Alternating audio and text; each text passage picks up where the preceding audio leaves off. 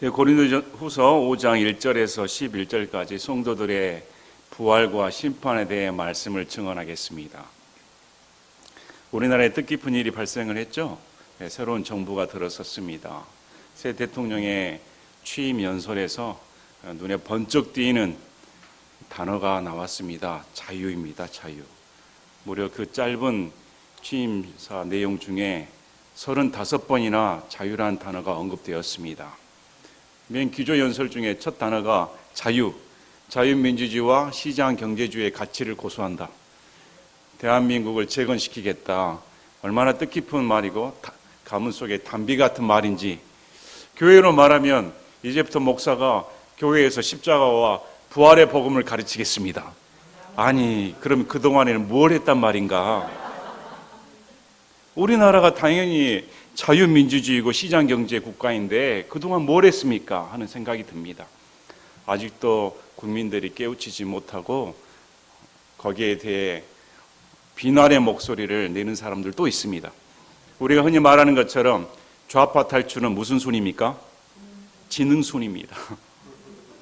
지능이 있고 공부를 하면 좌파나 사회주의 사상이 얼마나 허무하며 사기 집단이며 인간을 타락시키는, 오히려 악용하는 악의 기초인지 알 수가 있습니다.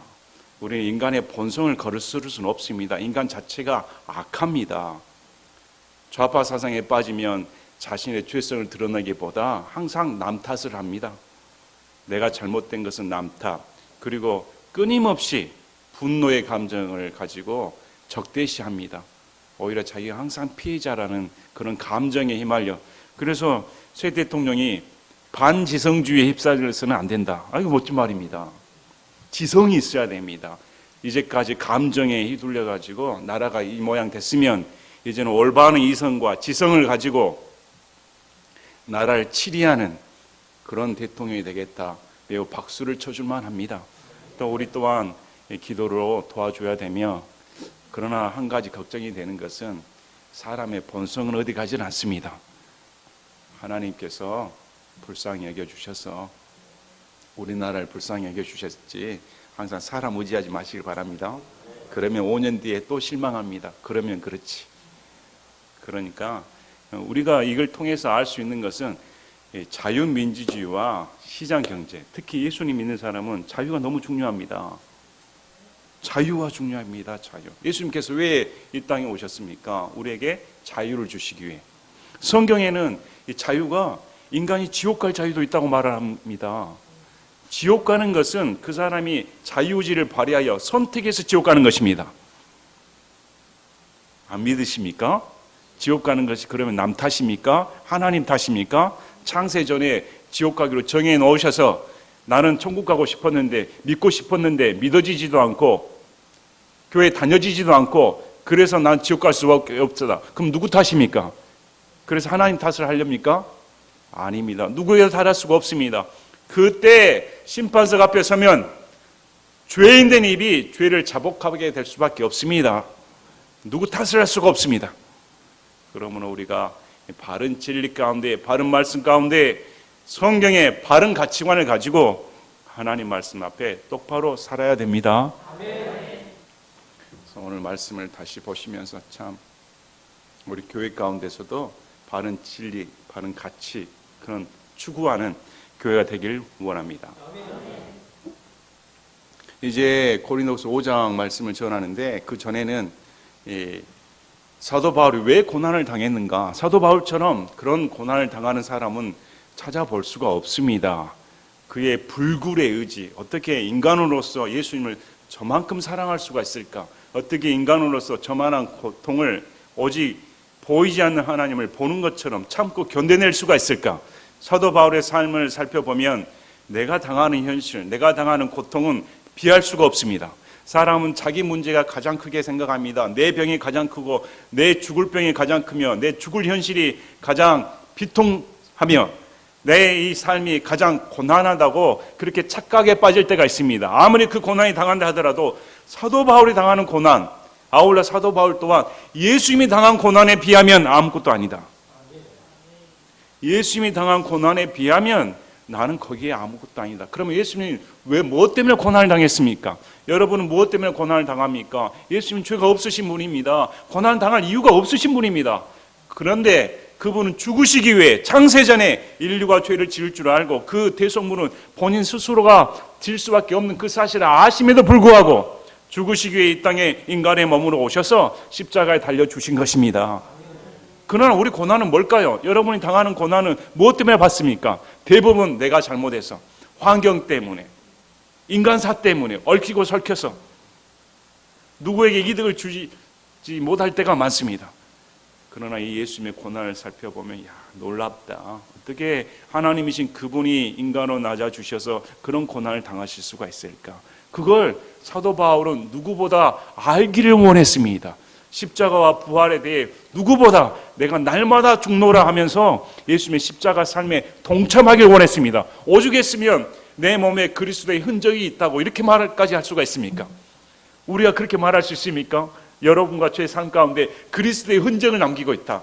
천만의 말이요.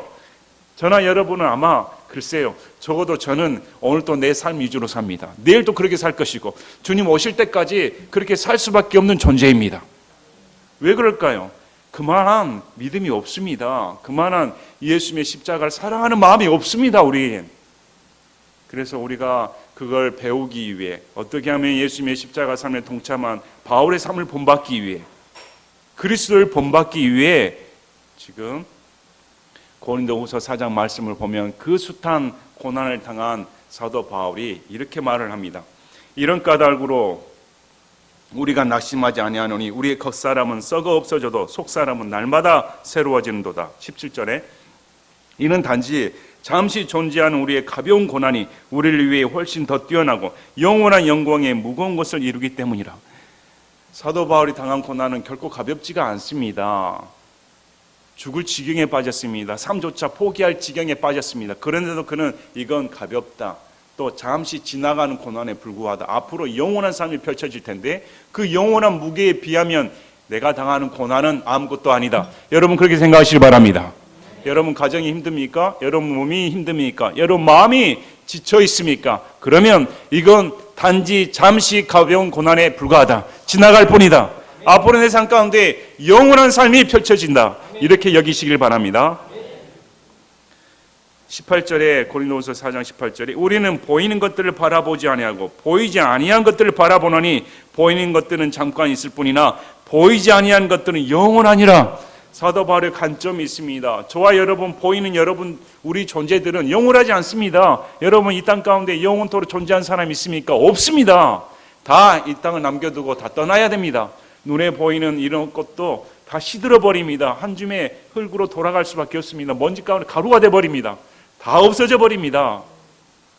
보이는 것, 해, 달, 우주가 영원할 것 같습니까? 성경에서는 원수 하나까지 다 불태워 없애버리겠다, 싹 정화시켜버리겠다, 이렇게 말씀을 합니다. 그러므로 우리 눈에 보이는 것은 영원하지 않습니다.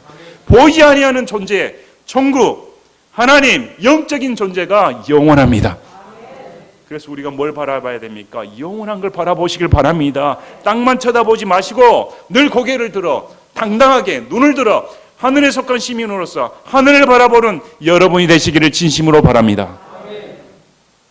자, 베드로전서 1장 6절에도 비록 지금은 필요가 있어 너희가 여러 가지 시험으로 인해 잠시 근심하고 있지만 그 구원을 크게 기뻐하나니 이것은 너희 믿음의 단련이 불로 단련해도 없어지는 금을 단련하는 것보다 훨씬 더 귀하여 예수 그리스도께서 나타나실 때 칭찬과 존귀와 영광으로 드러나게 하려 함이니라.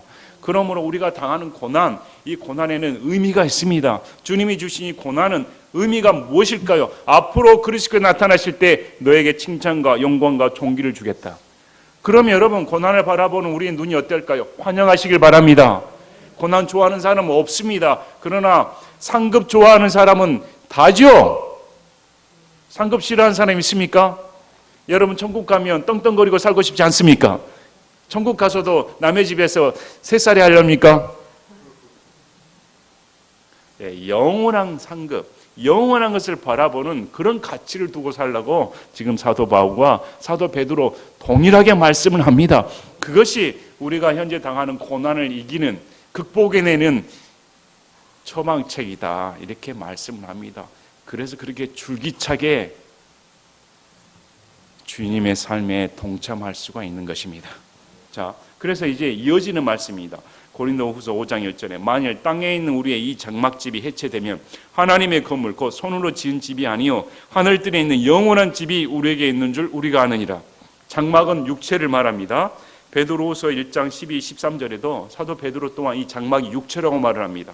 베드로후서 1장 12절에 그러므로 비록 너희가 이것들을 알고 현재의 진리에 굳게 서 있을지라도 너희가 항상 그것들을 기억하게 하는 일에 내가 게으르지 아니하리라. 참으로 내가 이 장막에 있는 동안에 너희가 기억하게 하여 너를 일깨우는 것이 합당하다고 생각하노니. 베드로가 장막에 있는 동안에는 이 육체 가운데 살아있는 동안에 너희에게 합당하게 가르치기를 원한다. 그리고 15절에 베드로후서 1장 15절에 또한 내가 죽은 뒤에도 너희가 항상 이것들 기억할 수 있도록 내가 애쓰리라. 그러므로 이것은 우리 육체는 성경에 장막이라고 말을 합니다. 여러분 장막 생활을 하면 그 장막 언젠가는 거쳐진 것입니다. 영원한 터전이 아닙니다. 그래서 땅에 있는 것은 이 장막이고 하늘에 있는 것은 영원한 집이다 이렇게 말을 합니다. 그러면 왜 사도 바울이 이렇게 말을 할까요? 우리 고린도전서 말씀을 배웠습니다. 고린도전서 15장은 부활장입니다. 사도 바울이 부활장을 가르치는 이유는 고린도 교회 내에 부활을 믿지 않는 사람들이 있었습니다.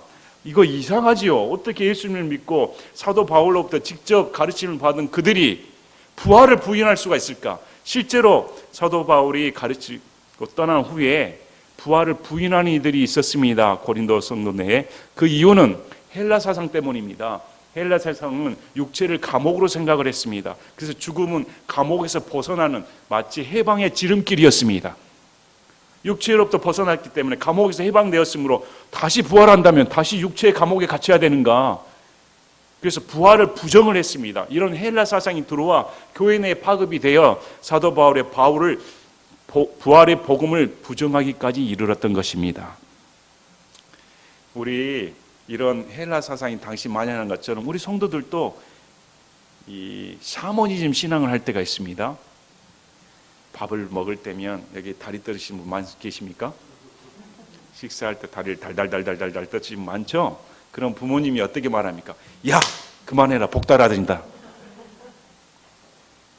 그랬더니 우리 아들이 아니요 논문에 다리를 떨은 것이 건강에 좋답니다. 그러나 우리 삶 가운데는 다리를 떨면 복 달아지니까 그거 하지 마 이렇게 말하지 않습니까? 또 있습니다. 아 이제 죽고 싶다. 그만되고 싶다. 눕고 싶다. 그 말 하지 마. 진짜 죽게 돼. 말 함부로 하는 게 아니야. 그래서 제가 항상 드리는 말씀이 그러면 엘리야가 죽고 싶다 할 때 진작 죽었어야죠. 모세가 나 죽여주세요 하면 진작 죽여버려야죠. 어떻게 그런 주술적인 샤머니즘 신앙이 교회 내에도 파급되어 은연중에 우리 마음 가운데도 도사리고 있는 것입니다. 마찬가지로 당시에도 신앙생활을 했지만 헬라 사상에 물들었기 때문에 이 육체라는 것은 부정한 것이고 우리를 억압하는 것이어서 죽음이 바로 해방되는 그런 길이야. 근데 부활해가지고 다시 육체를 얻는다면 그건 나쁜 것이지. 이렇게 여겼다는 것입니다. 지금 사도 바울이 거기에 대해 다시 논중해 가는 과정입니다. 이 장막이 벗겨지면 하늘에 있는 하늘대에 있는 영원한 집이 우리에게 있는 줄 우리가 안다 이렇게 말합니다. 여러분 부활을 믿으십니까? 네. 고린도후서 15장 17절에는 분명히 말씀합니다. 예수 그리스도께서 일으켜지지 아니하셨다면 너의 믿음은 헛것이다. 믿을 필요 없습니다. 믿음 자체가 성립이 안 된다고 말을 합니다. 내가 여전히 죄 가운데 있느니라. 너희 죄들 가운데. 그러므로 부활하신 사건은 예수 그리스도의 십자가 대속의 완성을 의미합니다. 예수님의 대속의 사역이 완전했다는 것을 하나님 아버지께서 인정해 주시고 부활시켜 준 사건입니다. 부활이 안 돼버렸다면 예수님의 십자가 사건은 실패로 끝나버립니다. 그러므로 우리는 믿을 필요가 없는 것입니다. 그만큼 부활의 신앙이 얼마나 중요한가. 반드시 부활을 믿어야 됩니다. 여러분 부활 믿으셔야 됩니다. 이 몸이 진짜가 아닙니다. 성경에는 분명하게 예수 그리스도와 같은 신령한 몸으로 변화된다고 분명히 말씀을 합니다. 빌립보서 3장 20절 21절에 우리의 생활 방식은 하늘에 있으며 또한 거기로부터 오실 구원자 주 예수 그리스도를 우리가 기다리고 있는데 그분께서는 참으로 모든 것을 자기에게 복종시킬 수 있는 능력을 써서 그 능력대로 우리의 천한 몸을 변화시켜 자신의 영광스러운 몸과 같게 만드시리라. 썩을 것은 썩지 아니하는 것을 물려받을 수가 없습니다. 현재 우리의 육체로는 하나님의 상속의 유업을 받을 수가 없습니다. 현재 이 육체를 가지고 천국에 들어갈 수는 없습니다. 죄덩어리 육신이기 때문에 죽든지 아니면 몸이 부활하든지 둘 중에 하나가 돼야 됩니다. 그러므로 우리의 몸이 이 육체가 영광스러운 그리스도의 몸과 같이 부활해야 천국에 적합한 몸이 됩니다. 죄가 없는 몸이 되는 것입니다. 이것이 성경에서 말하는 영원한 하늘에 속한 영원한 집이 있다고 우리에게 말씀을 합니다. 지금 사도 바울은 그러므로 이 장막이 해체되면 영원한 집이 있으므로 장막이 해체되는 거 걱정하지 말라고 말씀을 합니다. 죽음을 두려워하지 말라고 말씀을 합니다. 자, 2절에 이 장막 안에서 우리가 신음하며 하늘로부터 오는 우리의 집으로 옷 입기를 간절히 원하노니 이 육체 안에서 우리는 신음합니다. 왜 이 육체의 질병, 육체의 허탈함, 육체의 죄성 때문에 아이고 이 육체가 나를 이렇게 못 살게 구는구나. 정말 나는 죄 짓고 싶지 않은데 나는 게으르고 싶지 않은데 이 육체 때문에 너무 버겁게 느껴지며 빨리 구속을 기다리고 있다고 성경은 말씀을 합니다. 로마서 8장 22절부터 25절까지 우리뿐만 아니라 온 창조 세계가 신음한다고 말씀을 합니다. 로마서 8장 22절에 온 창조 세계가 지금까지 함께 신음하며 고통 중에 상고를 치르는 줄 우리가 아나니 그것들뿐만 아니라 우리 자신 곧 성령의 첫 열매를 소유한 우리 자신도 속으로 신음하며 양자 삼으심 즉 우리 몸의 구속을 기다림은 우리가 소망으로 구원을 받았기 때문이라. 그러나 보이는 소망은 소망이 아니니 어찌하여 사람이 자기가 보는 것을 여전히 바라겠느냐. 그러나 우리가 보지 못하는 것을 우리가 바란다면 인내로 그것을 기다리느니라. 이 말씀을 통해 우리 몸의 구속을 우리도 애타게 기다린다. 여러분 부활하고 싶지 않습니까? 아니면 예수님 빨리 오셔서 휴거되어 그리스도의 영광스러운 몸과 같이 변화되어 휴거되기를 원하지 않습니까? 어서 벗어나고 싶을 따름이다. 이렇게 지금 성경을 말합니다. 몸의 구속은 예수님께서 재림하실 때 이루어집니다. 자, 3절에 우리가 옷 입고 있으면 벌거벗은 채 드러나지 아니하리라. 자, 죽은 후에 우리가 벌거벗은 채로 있는 것이 아니라 옷을 입게 된다고 말을 합니다. 새로운 육체를 갖게 된다고 성경은 말씀을 합니다. 그런데 왜 벌거벗은 채 드러나지 아니하리라? 헬라 사상 때문입니다. 헬라 사상은 육체가 죽으면 영이 이탈하여 그대로 벌거벗은 채로 있습니다. 그러나 예수님이 있는 사람은 육체에서 떠나 그 영이 그대로 있는 것이 아닙니다. 이 육체가 부활하여 예수님의 몸을 입게 된다고 성경은 말씀을 합니다. 벌거벗은 채 드러나지 않습니다. 자, 4절에 이 장막 안에 있는 우리가 짐을 진 채 신음하는 것은 우리가 벗으려 함이 아니요 입으려 함이니 이것은 죽을 것이 생명에게 삼켜지게 하려 함이라. 자, 신음하는 것은 아까 말씀드린 것처럼 벗은 것으로 끝난 것이 아닙니다. 헬라 사상처럼 벗어버리면 해방이다. 이게 아니라 새 것을 입기 위해 벗는 것이다. 이렇게 말을 합니다. 자, 이것을 죽을 것이 생명에게 삼켜지게 하려 함이라. 생명이 죽음을 꽉 삼켜버렸다. 물어버렸다는 것입니다. 참 멋진 표현입니다. 강자가 약자를 삼키죠. 사냥꾼이 먹이를 삼켜버립니다. 먹이는 꼼짝 못해버립니다. 누가 승자입니까? 부활이 승자입니다. 사망이 패자입니다. 그래서 이것은 우리 고린도전서 15장 50절에 나옵니다. 고린도전서 15장 50절, 51, 54절, 52절부터 제가 읽겠습니다. 고린도전서 15장 52절에 나팔 소리가 나며 죽은 자들이 썩지 아니할 것으로 일으켜지며 우리가 변화되리니 이는 이 썩을 것이 반드시 썩지 아니함을 입고 이 죽을 것이 반드시 죽지 아니함을 입을 것이기 때문이라. 그리하여 이 썩을 것이 썩지 아니함을 입고 이 죽을 것이 죽지 아니함을 입을 때에는 사망이 승리 가운데서 삼켜졌도다 하고 기록된 말씀이 성취되리라. 우리 예수님께서 재림하시면 우리가 휴거되어 사망이 승리 가운데 삼킨 바 되었다. 놀라운 일이 벌어진다고 말씀합니다. 더 이상 죽음을 두려워할 필요가 없습니다. 더 이상 우리의 죽음 이후의 세계를 두려워할 필요가 없습니다. 죽음 이후에 우리에게는 부활의 소망이 있습니다. 휴거의 소망이 있습니다. 예수님께서 반드시 재림하신다. 자, 이렇게 사도 바울이 확실하게 우리 성도들은 부활한다. 그래서 앞에 언급한 그 고난, 말로 다 할 수 없는 그 고통, 이 모든 것들은 부활하면 한순간에 하나님께서 다 갚아주신다. 이렇게 말을 하며 그럼 어떻게 우리가 확신할 수가 있습니까? 그래서 5절에 말합니다. 그런데 바로 그 일을 위해, 그 일은 뭡니까? 우리가 부활을 위해 우리를 다듬으시고 또한 우리에게 성령을 보증으로 주신 분은 하나님이시니라. 우리가 부활할 수 있는 이유는 하나님께서 아들을 통해 약속하셨기 때문입니다. 그 약속을 보증해 준 것이 성령님이십니다. 여러분 계약서에 도장 찍지 않습니까? 계약서에 도장 찍으면 이 계약서를 누가 보증을 해줘야 됩니다. 보증이 누굴까요? 그 계약서를 담당할 만한 능력 있는 사람이 보증을 해주는 것입니다. 우리 성령님은 하나님이십니다. 성령님께서 보증 못할 우리가 없습니다. 여러분 하나 성령님께서 담당을 못하실 것 같습니까?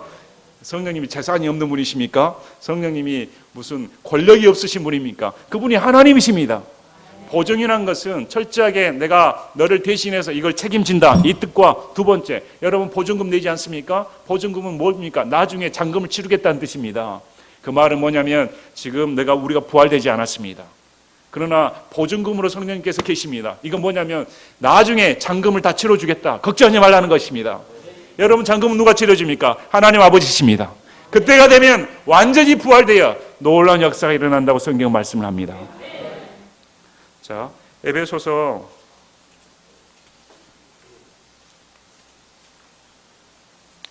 1장 13절 14절 너희도 진리의 말씀 곧 너희 구원의 복음을 들은 뒤에 그리스도를 신뢰하였고 너희가 믿은 뒤에 또한 그분 안에서 약속의 저 거룩하신 영으로 봉인되었는데 이 영께서는 값주고 사신 그 소유물이 구속받을 때까지 우리 상속 위협의 보증이 되사 하나님의 영광을 찬양하게 하시느니라. 그러므로 구원을 의심한다는 것은 있을 수 없는 일입니다. 한번 구원받은 것은 영원하다는 것은 당연한 사실입니다. 계약서를 작성을 했으면 영원하다고 성경은 말씀을 하는데 누가 계약을 파기합니까? 우리 스스로도 계약을 파기할 수가 없습니다. 왜일까요? 이제는 내가 내 마음대로 할 수가 없습니다. 하나님의 소유물이 됐기 때문에 하나님께서 책임지고 하나님이 역사하신다고 성경은 말씀을 합니다. 그러므로 구원받은 것도 하나님의 은혜요, 구원이 유지되는 것도 하나님의 은혜요, 구원이 완성되는 것도 하나님의 은혜입니다.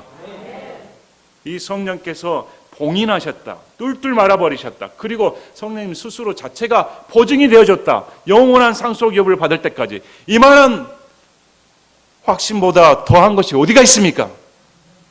하나님께서 이렇게 철저하게 말씀을 하시는데 아직도 구원에 대한 두려움, 구원에 대한 불확신, 죽음 이후에 어떤 일이 벌어질까, 이것은 불신입니다. 그건 더 큰 죄입니다. 저는 여러분이 그런 죄에 빠지지 원치 않습니다. 말씀의 신앙을 두시고 말씀에 이렇게 말씀하셨으면 저는 그 말씀을 믿습니다. 지금 내 안에 성령님께서 계시고 이 성령님은 영원토록 내 안에 보증과 봉인을 해주셔서 그날에 하나님께서 부활시켜 주신 사실을 저는 믿어 의심치 않습니다. 자, 6절에 그러므로 우리는 항상 확신에 차 있으며 우리가 몸 안에서 집에 거하는 동안에는 주로부터 떨어져 있는 줄 아노니 그러므로 이 성령께서 계셔서 우리는 항상 확신에 차 있습니다. 여러분 안에 성령님이 내주하시는 사실을 믿으십니까? 정말 여러분이 마음에 가슴에 손을 얹고 내 안에 성령님이 계십니다, 확신하실 수가 있습니까? 그러면 이렇게 말씀합니다. 이걸 내가 확신한다. 확신하니 지금은 이 육체 안에 거하는 동안에는 예수님을 볼 수가 없습니다. 육체를 떠나야 예수님을 볼 수 있죠. 이 육체 안에는 있을 동안에는 주와 떨어져 있는 줄 우리가 압니다. 그래서 7절에 우리는 믿음으로 걷고 보는 것으로 걷지 아니하노라. 이 육체 안에 있기 때문에 예수님을 볼 수가 없습니다. 그래서 육체 안에 있는 동안에는 어떤 신앙생활을 해야 된다고 말합니까? 우리는 믿음으로 걷는다. 보이지 않는 것을 보는 것처럼 여기고 걷는다.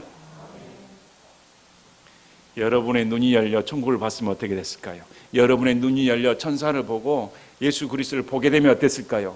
아마 이 자리에 이러고 있지 않았을 것입니다. 정말 눈이 또 초롱초롱하고 내 열정을 다 바쳐서 내 일생을 다 바쳐서 내 형편 고려하지 않고 오직 예수님만 바라보겠습니다. 완전히 달라져 버릴 겁니다. 보이지 않으니까 믿음이 떨어지죠. 보여줬으면 좋겠는데, 근데 사도 바울은 어떻게 말씀합니까? 이렇게 내가 확신한다. 확신함으로 내 확신을 여러분에게 보여줄 수 없습니다. 여러분의 믿음을 다른 사람에게 보여줄 수가 있습니까? 보여주고 싶은데 보여줄 수 없습니다. 왜? 그건 내 안에 있기 때문에. 내 안에 있기 때문에 그건 나만이 아는 비밀입니다. 성령님께서 계시고 구원받은 것은 나만이 아는 비밀입니다. 이 얼마나 놀라운 은혜입니까? 그래서 나는 보는 곳으로 걷지 않습니다. 매 순간 믿음으로 걷습니다. 믿음으로 주님과 함께 동행하고 있습니다. 믿음으로 주님이 살아계시고 주님이 역사하시며 믿음으로 천국이 존재하며 내 삶이 믿음으로 구원받아 영원히 주님과 함께 사는 것을 저는 믿음으로 살고 있습니다. 여러분이 그렇게 되시기를 진심으로 바랍니다. 그래서 8절에 내가 말하노니 우리는 확신에 차 있으며 오히려 몸을 떠나 주와 함께 있기를 원하노라. 그래서 이런 확신이 있으니까 이 육체를 벗어나 예수님과 함께 있기를 진심으로 원한다. 이렇게 말씀을 합니다. 그러면 사도 바울은 이 땅에 정을 두고서 산 사람입니까? 아닙니다. 우리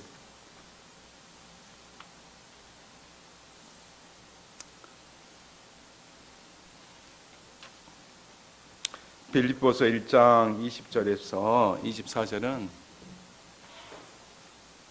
사도 바울의 삶을 요약한 말입니다. 빌립보서 1장 20절에서 24절 나의 간절한 기대와 소망은 내가 어떤 일로도 수치를 당하지 아니하고 항상 그래야 했듯이 지금도 온전히 담대하여 살든지 죽든지 내 몸 안에서 그리스도를 존귀하게 하는 것이니 이는 내게는 사는 것이 그리스도시요 죽는 것이 이득이기 때문이라.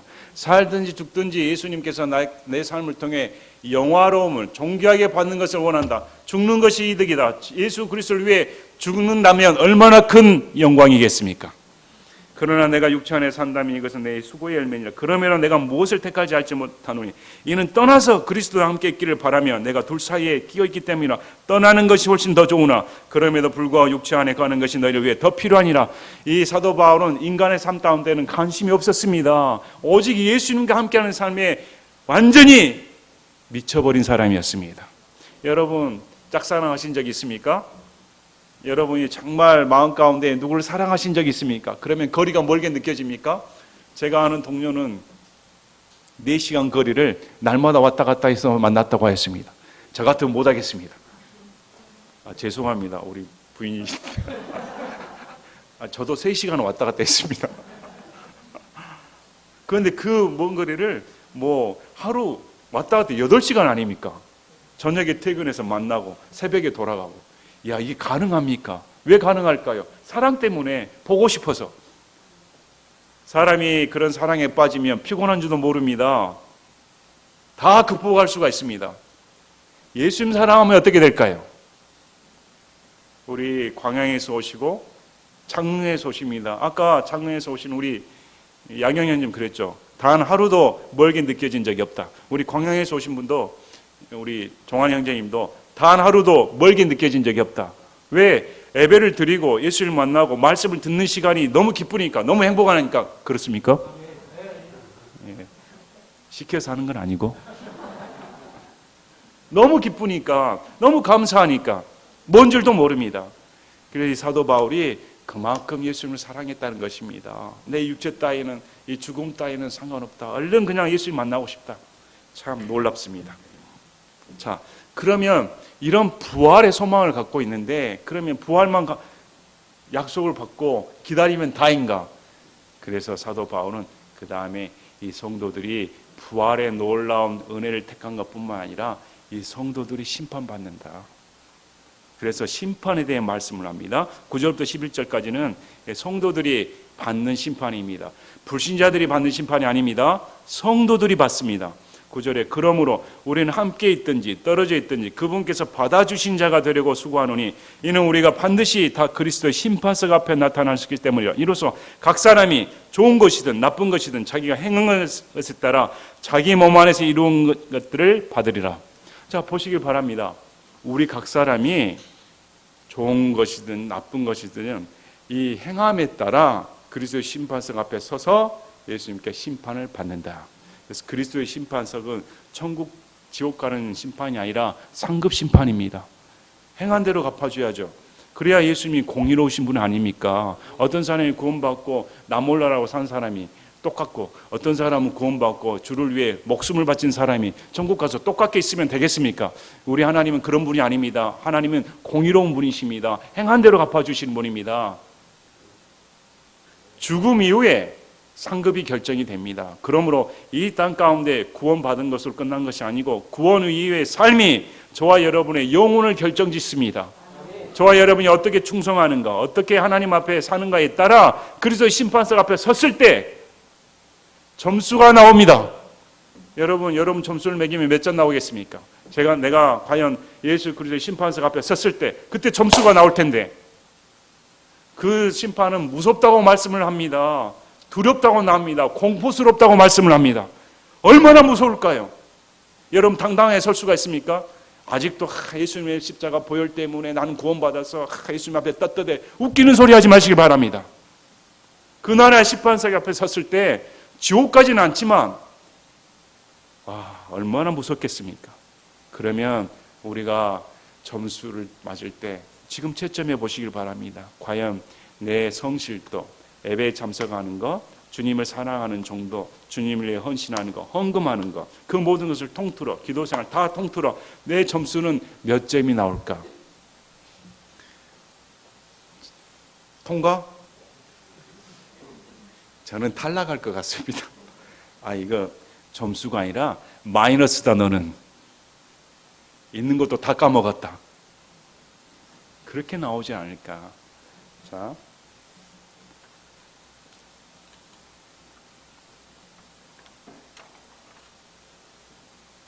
로마서 14장 10절에도 동일하게 말합니다. 로마서 14장 10절.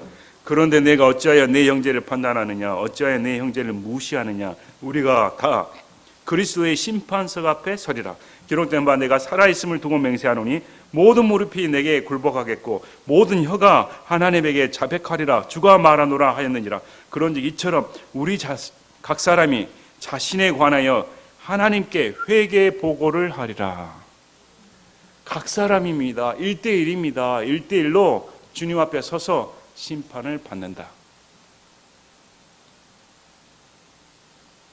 줄 서가지고 탈락인가 합격인가 기다리신 적 있습니까? 얼마나 가슴이 조마조마합니까? 나는 합격인가 탈락인가? 그날에 서면 어떻게 될까요? 그날에 참 그리스도 심판석 앞에 딱 섰을 때 예수님 앞에 서는 것은 하루가 지나서 가까워지는 걸 말씀드렸습니다. 그리스도 심판석이 바로 내 앞에 다가오고 있는 것입니다. 과연 나는 그날에 섰을 때 어떻게 주님을 배울까? 우리 마음 가운데 참 두려워하는 마음이 있어야 됩니다. 얼마나 예수님이 두려우신 분인가? 요한계시록 6장 15, 16, 17절. 요한계시록 6장 15, 16, 17절 보면 이 땅 가운데 7년 환란이 펼쳐집니다. 그래서 이 땅에 있는 땅의 왕들과 위대한 자들과 부자들과 총대장들과 용사들과 모든 남자 노예와 모든 자유로운 남자가 동구들과 산들의 바위들 속에 숨고 산들과 바위들에게 이르되 우리 위에 떨어져 왕자에 앉으신 분의 얼굴과 어린 양의 진노에서 우리를 숨기라. 그분의 진노의 큰 날이 왔으니 누가 설 수 있겠느냐 하더라. 이 땅에 떵떵거리고 있는 모든 자들이 예수 그리스도의 심판이 두려워 숨는 장면이 나옵니다. 요한계시로 나타나 7교회에 말씀하시는 예수님에 대해 보시길 바랍니다. 감히 쳐다볼 수가 없습니다. 사도 요한조차 기절해버립니다. 하물며 우리 같은 죄인이 한참 함량 미단인 우리가 예수님 그리스도의 심판석 앞에 섰을 때 과연 어떤 일이 벌어질까요? 저는 여러분이 정말 예수님께 투자하시길 바랍니다. 정말 예수님께 모든 삶을 전적으로 투자하시길 바랍니다. 이 심판은 반드시 있습니다. 여기 구원받은 사람이라면 단 한 사람도 피할 수 없는 심판입니다. 자, 전도서 12장 13, 14절에도 우리가 전체 일의 결론을 들을지니 전도서의 모든 말씀을 듣고 하나님을 두려워하고 그분의 명령들을 지킬지어다. 이것이 사람의 온전한 의무이니 이는 하나님께서 모든 은밀한 일과 더불어 선한 일이든 악한 일이든 모든 일을 심판하실 것이기 때문이라. 우리 생각의 마음, 말, 모든 것을 우리 주님은 그날에 심판하신다. 이렇게 말씀을 합니다. 그러므로 심판을 두려워하지 않는 신앙은 방종으로 빠져버립니다. 심판을 두려워하지 않는 신앙은 제멋대로 신앙에 빠질 수밖에 없습니다. 예수님을 똑바로 알아야 됩니다. 예수님 참 무서우신 분이다. 경외롭다. 이렇게 생각이 됩니다. 예수님을 믿으면 믿을수록, 다가서면 다가설수록 그 광채가 너무 크므로 더 죄인된 내가 더 부끄럽게 여겨지고 심판받을 수밖에 없는 죄인을 뼈저리 느끼게 돼야 정상적인 신앙입니다. 자, 11절에 그러므로 우리가 주의 공포를 알고 있기에 사람들을 설득하지만 우리가 하나님께 밝히 드러났고 또 너희 양심에도 밝히 드러났음을 나는 또한 확신하노라. 사도 바울은 이 주의 공포를 알았다 이렇게 말씀을 합니다. 자, 사도 바울의 신앙은 첫 만남이었습니다. 다마스쿠스 도상에서 예수님을 만나는 순간 그는 꼬꾸라져 버렸습니다. 하늘에 있는 태양보다 더 밝은 빛에 대해 압도해요. 실명해 버렸습니다. 앞이 안 보여 버렸습니다. 그런 체험을 한 사람이었습니다. 얼마나 무서웠을까요? 그래서 곧바로 엎드려져 주가 누구십니까? 하나님이신 그분이 누구십니까? 이렇게 물어보지 않습니까? 그래서 항상 첫 신앙이 중요합니다. 예수님을 두려워해야 되는데 오늘날의 복음은 이게 무슨 복음입니까? 무슨 구원입니까? 참 통탄할 노릇입니다. 예수님께 구원받을 때는 철저하게 와, 내 죄 때문에 내가 지옥 갈 수밖에 없구나. 이게 먼저 들어와야 됩니다. 그리고 십자가 안에 젖어들어 이 나 같은 죄인을 위해 예수님이 죽으셨구나. 이렇게 돼야 신앙이 되는 것이지 무슨 교회에 와서 복 받습니다. 이건 복음이 아닙니다. 그것은 교회에 와서 시간 낭비하는 것입니다. 차라리 다른 곳에 가서 투자하시기 바랍니다. 교회에서 투자하는 것은 뭘까요? 어떻게 하면 예수님을 사랑할까? 어떻게 하면 성경 말씀 더 깊이 볼까? 어떻게 하면 동역자들 더 잘 섬길까? 어떻게 하면 말씀에 순종하여 내 삶을 돌이켜볼까? 이것이 바른 신앙생활이지 엉뚱한 곳에 낭비하지 마시길 바랍니다. 그래서 참 이 예수님을 무서워하고 예수님이 심판자이시다. 또 아울러 내가 부활의 소망이 있다. 여러분, 우리가 부활의 소망이 있다는 것이 얼마나 감사합니까? 믿기 전에 뭘 믿고 살까요? 무슨 소망으로 살까요? 그래서 저도 가끔 지인들에게 물어봅니다. 당신은 무엇을 위해 살고 있습니까?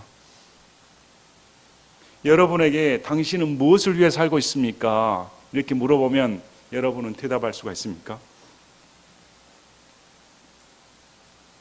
원장님은 뭐가 그리 좋습니까? 날마다 웃고 있습니다. 날마다 기분 좋게 보입니다. 날마다 여유 있게 보입니다. 그냥 이렇게 된 줄 아세요? 산전수전 다 겪으니까 깎여서 이렇게 되었습니다. 왜 이렇게 웃고 다니는가? 예수님이 좋으니까. 예수님 생각하면 너무 좋습니다. 예수님 생각하면 기쁘지 않을 수가 없습니다. 예수님 생각하면 내가 곧 만나게 되니까. 야, 그분을 보게 된다니까 얼마나 감사할 일입니까? 그분이 나를 위해 죽으셨는데 얼마나 놀라운 일입니까? 그래서 모든 우리의 신앙의 원천, 신앙의 기쁨, 우리의 헌신의 모든 것은 오직 예수님 뿐이어야 됩니다. 다시금 말씀을 보시면서 내게 정말 부활의 소망이 있는가? 또 내가 그리스도의 심판성 앞에 정말 하나님 앞에 바로 서기 위해 어떤 자세로 신앙생활을 해야 될 것인가? 새겨보는 여러분이 되시기를 진심으로 바랍니다. 제가 기도하고 마치겠습니다.